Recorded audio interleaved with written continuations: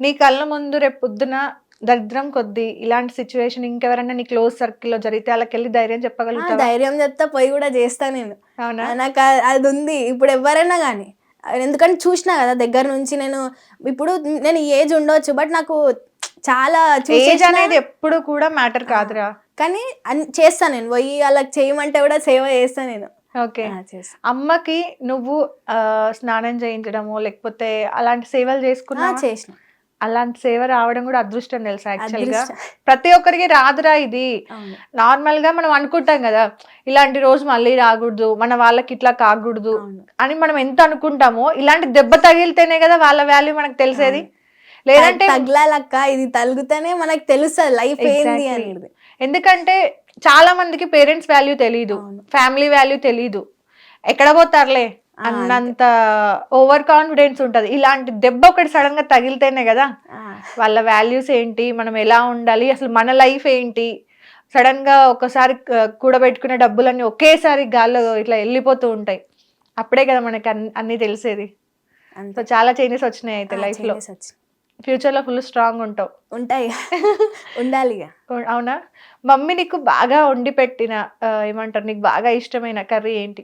నాకా ఎక్కువ veg prefer చేస్తాను నేను. అంటే నాకు ఎక్కువ ఇష్టం మమ్మీ చేసినప్పుడు చారు, ఇంకా టమాటా తొక్కు.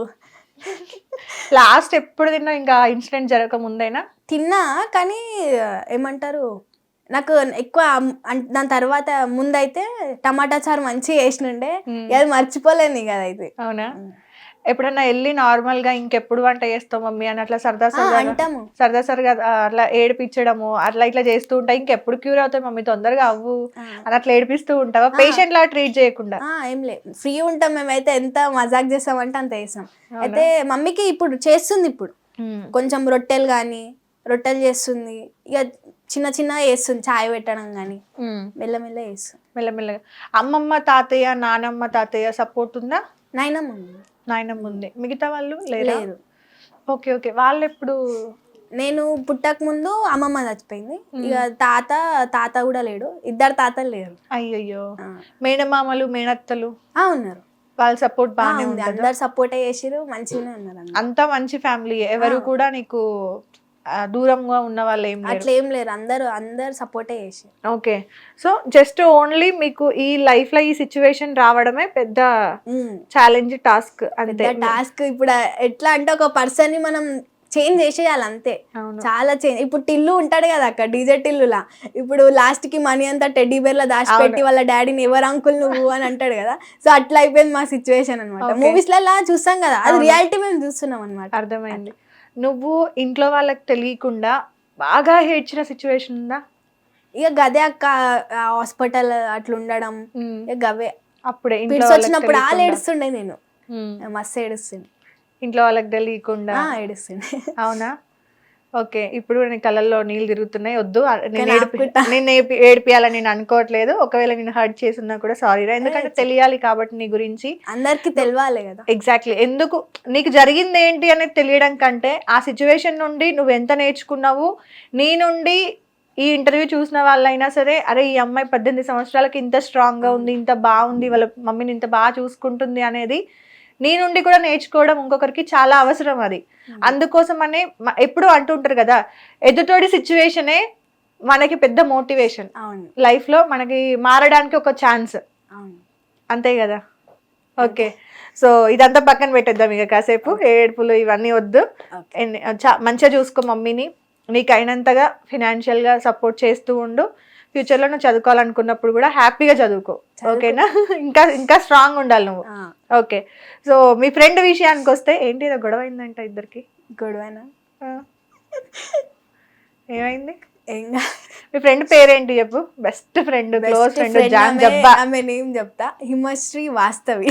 హిమశ్రీ వాస్తవి. వాస్తవాలే మాట్లాడుతుందా? వాస్తవాలే మాట్లాడుతుంది. నిక్ నేమ్ వచ్చేసి స్మైలీ. Sweetie smiley.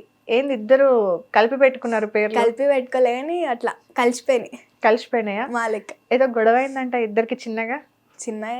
ఏమైంది? సీక్రెటా? ఎవరితోనో క్లోజ్ గా ఉంటుంటే నీకు నచ్చలేదంట? జెలస్ ఉంటది కదా అక్క. ఎన్ని ఇయర్స్ నుండి ఫ్రెండ్స్ మీరు ఇద్దరు? 7 years. 7 years నుండి. ఆమె కొంచెం నీకంటే 1-2 years పెద్దది కదా.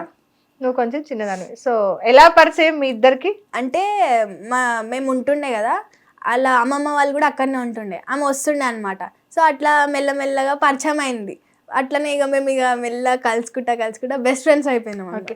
అందరికి నార్మల్గా ఈడ కూర్చోబెట్టి ఇంటర్వ్యూలు చేసిన వాళ్ళకి మీ లవ్ స్టోరీ ఎలా స్టార్ట్ అయింది, ఎక్కడ స్టార్ట్ అయింది అని అడిగాను నేను. నార్మల్గా మీ ఫ్రెండ్షిప్ ఎలా స్టార్ట్ అయింది అని ఫస్ట్ టైం అడిగాను. మా అమ్మమ్మ మా ఇంటి పక్కన వాళ్ళ అమ్మమ్మ వాళ్ళ ఇల్లు ఇంటుండే, ఆమె అక్కడికి వస్తుండే. ఇది నిజంగా ఒక లవ్ స్టోరీ చెప్పినట్టే చెప్తున్నా తెలుసా, నీ మొహంలో కూడా వెలుగు అట్లే కనబడుతుంది. సో బెస్ట్ ఫ్రెండ్, ఒక్క వర్డ్ లో చెప్పాలంటే ఆమె గురించి? ఒక వర్డ్ లో అంటే main support, back bone. Back bone. Strong. Okay. మరి ఎందుకు గొడవ పడ్డావు అట్లాంటి? అంటే గొడవ అంటే ఒక వాళ్ళ ఫ్రెండ్ తో మాట్లాడుతుంది, సో జెలస్ ఫీల్ అయినా అనమాట. జెలస్ ఉంటది కదా అక్క ఎవరికైనా, బెస్ట్ ఫ్రెండ్స్ అన్నప్పుడు ఇంకెక్కువ ఉంటది రో. మనకు తెలియకుండా ఏమంటారు, కొంచెం ఫోటోలు ఎక్కువ దిగినా కూడా ఇంకెక్కువ ఉంటది. నాతో ఎందుకు దిగలేవు నువ్వు? ఉంటది. మా మౌనికి బాగా తెలుసు. నా ఫ్రెండ్ కూడా ఉంది ఒకటి, అప్పుడప్పుడు వేరే వాళ్ళతో ఫోటోలు పెడతాంటది. నరక బుద్ధి అవుతుంది. వాళ్ళని ఏమనిపించే బుద్ధి కాదు, పక్కన వాళ్ళని నరక బుద్ధి అవుతుంది. అంతేగా, వీళ్ళేంది నా ఫ్రెండ్ మీద చెయ్యేసిరు అని కదా. అది కామన్ థింగ్. గర్ల్స్ కి ఇంకా కొంచెం ఎక్కువ ఉంటది పొసెసివ్నెస్. ఉండాలి, మన ఫ్రెండ్ అంటే మనకే సొంతం కదా. సో మనకి ఒక సర్ప్రైజ్ ఉంది. ఏందక్క? మన కళ్ళు మూసుకో.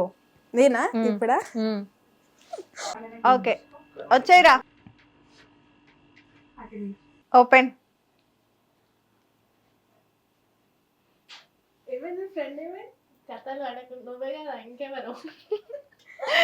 ఓకే ఓకే, కూర్చోండి ఇక. హాయ్ రా. హాయ్ అక్క. ఇందాక సైలెంట్ గా చెప్పిన హాయ్. ఎలా ఉన్నావు? బాగున్నాను అక్క. మీరు? స్మైలీ. నేను చాలా బాగున్నా. Smiley, Sweety. పేర్లు రివర్స్ పెట్టుకున్నారా? నువ్వు స్వీట్గా ఉన్నావు, ఆమె స్మైల్ ఎక్కువ ఉంది కాబట్టి ఇద్దరికి రివర్స్ పేర్లు పెట్టాల్సింది. బట్ ఫ్రెండ్స్ కాబట్టి ఎక్స్చేంజ్ చేసుకోవాలి. అలా మీరు పేర్లు ఎక్స్చేంజ్ చేసుకున్నారు అనుకుందాం. సో ఎలా జరుగుతుంది లైఫ్? బాగుంది అక్క. ఏం చదువుతున్నావు? నేనా ఇప్పుడు డిగ్రీ ఫైనల్ ఇయర్. ఓకే, నువ్వు డిగ్రీ ఫైనల్ ఇయర్. నువ్వు డిగ్రీ ఫస్ట్ ఇయర్ లో ఉండాలా, సెకండ్ ఇయర్ లో ఉండాలి? ఫస్ట్ ఇయర్ లో ఉండాలి కదా నువ్వు. ఓకే, 2 years పెద్ద నువ్వు అయితే. బట్ అమ్మమ్మ వాళ్ళ ఇంటికి వెళ్ళి అలా ఫ్రెండ్స్ అలా అయ్యారు. నీకు ముందు ఎవరైనా ఉండేనా బెస్ట్ ఫ్రెండ్స్? ముందు అంటే నార్మల్ గా ఫ్రెండ్స్ ఉన్నారు కానీ బెస్ట్ ఫ్రెండ్స్ అంటే ఎవరు లేరు. తినే ఇప్పుడు ఎప్పుడు ఇంకా సేమ్. ముందు స్కూల్ ఫ్రెండ్స్ లో ఉండే ఫ్రెండ్స్ ఉండే, ఇక బెస్ట్ ఫ్రెండ్ అంటే ఎక్కువ ఎవరు లేరు. ఓకే సరే, మీ ఇద్దరికి ఒక క్వశ్చన్. బెస్ట్ ఫ్రెండ్ అని మెన్షన్ చేసేలాగా అంత బాండ్ ఎలా క్రియేట్ అయింది మీ ఇద్దరికి? అది నార్మల్ గానే అయిపోయింది. అది ఏం లేకుండా. అంటే ఏదైనా ఇప్పుడు నార్మల్ గా ఏదైనా సిచ్యువేషన్ జరిగింది అనుకో, అందరు ఎస్కేప్ అవుతారు, ఒక్కరు మాత్రం మన కోసం నిలిచి ఉంటారు కదా. ఆ ఒక్కరిని మనం బెస్ట్ ఫ్రెండ్ అనుకుంటాము. కరెక్ట్ గా వానే ఫ్రెండ్ అనుకుంటాం. ఇంకా అది అమ్మాయి అయినా అబ్బాయి అయినా కూడా ఏదైనా ఒక సిచ్యువేషన్ వస్తుంది కదా. అలా మీ ఇద్దరి మధ్య ఏమైనా సిచ్యువేషన్స్ వచ్చినాయా? ఏంట్రా ఇద్దరు ఒకేసారి తిరిగారు?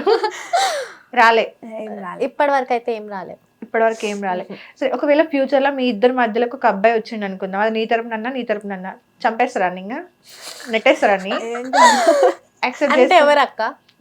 నీకైనా ఫ్యూచర్ లో ఒక బాయ్ ఫ్రెండ్ వచ్చిండు అనుకుందాం, లేకపోతే ఒక హస్బెండ్ వరకు ఎందుకు ఒక బాయ్ ఫ్రెండ్ వచ్చిండు అనుకుందాం.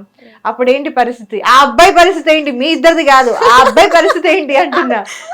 వాళ్ళదే మీదే. ఆ అబ్బాయికి మాత్రం నరకమే, అంతేనా? ఎందుకంటే ఆల్రెడీ నిన్న ఒకరితో క్లోజ్ ఉన్నావని చెప్పి పొసెసివ్నెస్ నీకు స్టార్ట్ అయ్యింది, అవునా? సో నీకు ఆమె ఎవరితోనైనా క్లోజ్ ఉన్నా నీకు కోపం వచ్చేస్తుంది. అంతే. సో ఇద్దరు తగ్గేదిలే. ఎక్కడ దాకా వెళ్తుంది మరి ఫ్రెండ్షిప్? కంటిన్యూ అవుతుంది లైఫ్ లాంగ్ ఉంటుందా? సో ఇద్దరికి ఆల్మోస్ట్ అన్ని ఏమంటారు, ఒకరి గురించి ఒకరికి బాగా తెలుసు అయితే పక్కా. పక్కా. ఓకే.